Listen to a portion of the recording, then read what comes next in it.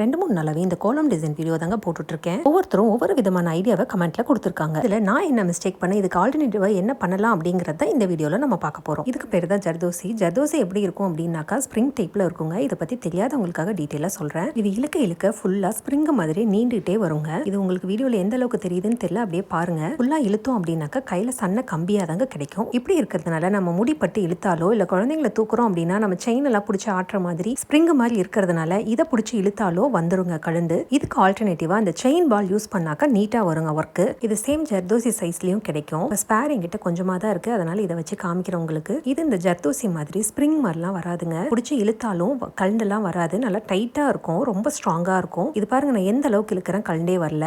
பிரிஞ்சாலும் நம்ம கம் போட்டு கூட வீட்லயே ஒட்டிக்கலாம். அதே மாதிரி இன்னொரு மிஸ்டேக் என்னன்னா B7000 க்ளூவையே நியூ கம்மா புதுசா இருக்கிற மாதிரி யூஸ் பண்ண நீட்டா இருக்குங்க ஒர்க். உங்களுக்கு ஏதாவது இந்த மாதிரி ஒர்க் போடணும் ஐடியா இருந்தாக்கா இந்த டைப்பை ஃபாலோ பண்ணுங்க, நீட்டா வரும் ஒர்க்.